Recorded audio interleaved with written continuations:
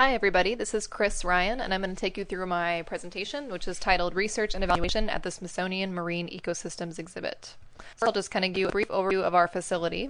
We are a relatively small, about 5,000 square feet, public aquarium, and we see about 20,000 visitors annually, and about 5,000 of these visitors are students who come to us for what we consider formal education programs. So it's programs that we facilitate that they book ahead of time. And all of our displays that we have, we refer to as model ecosystems. So basically, we display habitats that are all local to Florida, and our goal is to display these communities, as accurately as we can compared to what they would look like in the wild. So that's why we refer to them as model ecosystems and not just fish tanks or aquariums.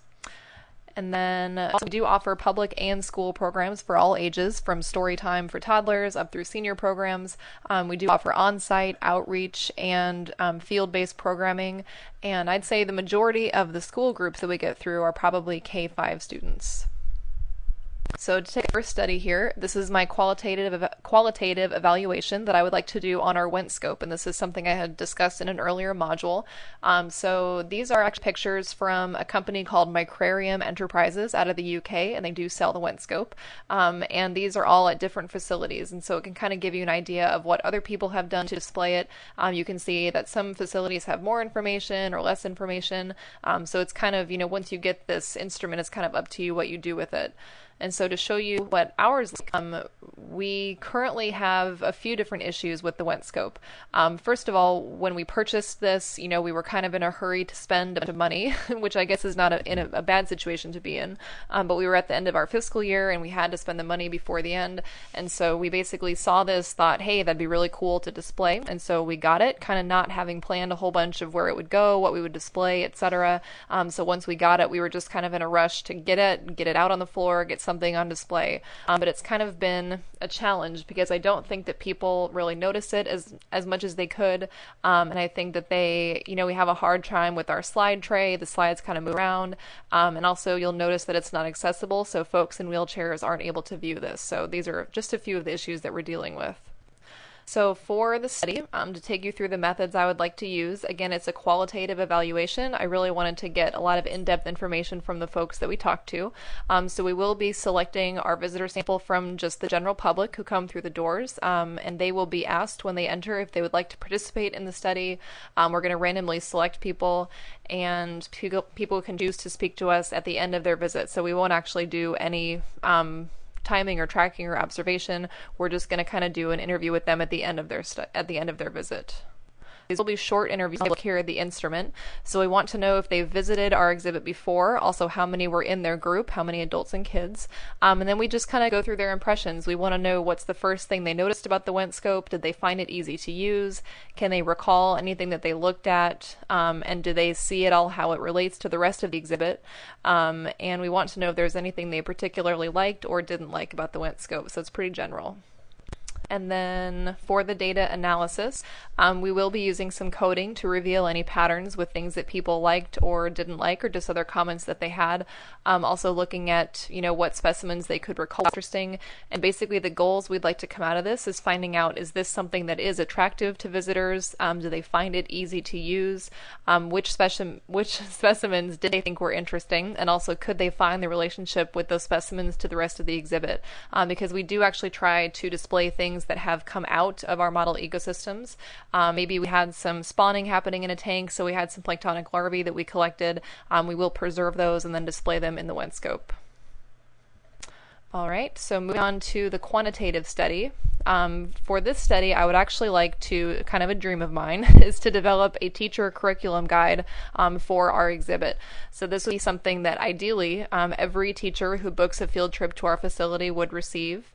Currently, these are the issues that we're dealing with. We do not currently offer any pre-visit materials to teachers. There are teachers who I talk to book a field trip, and they will ask if they can have a copy of the activity the kids will do on the field trip day, and I'm happy to provide that. But we don't currently offer any formal, packet of materials. Also, we don't currently conduct any program evaluation of our field trips. I should have mentioned earlier that there are only 2 full-time education staff at this facility. We rely pretty heavily on docents and volunteer interpreters to interact with the public. And so again, these are just kind of things we haven't had time for in the past. Also, we're kind of finding that relatively few teachers, and this is just kind of anecdotal from me speaking with teachers as they come through, really prep students about the day of their visit, what they're going to see, what they're going to talk about, and so that would also lead me to believe that perhaps they're not, utilizing post-visit activities to their full extent. So the question for this study is, does availability of the teacher curriculum guide affect teacher behavior? And for the study, I'm defining teacher behavior as, do they conduct pre- and post-visit activities and their likelihood to book future field trips to our visit. So the methods for the study, it is going to be quantitative. We're going to have both some short answer and also just some multiple choice questions for them to fill out. We're going to select from teachers during a specific time of year, from February through May, because that is our busiest time for field trips. So that will give us a fairly large sample size without having to carry on the study throughout an entire year. And if teachers agree to partake in the study or participate in the study, they will be assigned randomly to a control group who will not receive the teacher curriculum guide, or the experimental group that will receive the guide. And then at the end, we'll fill out a post-visit survey after their field trip day. A quick look at the instruments here. They're both very similar because, again, we want to collect data so that we can compare it.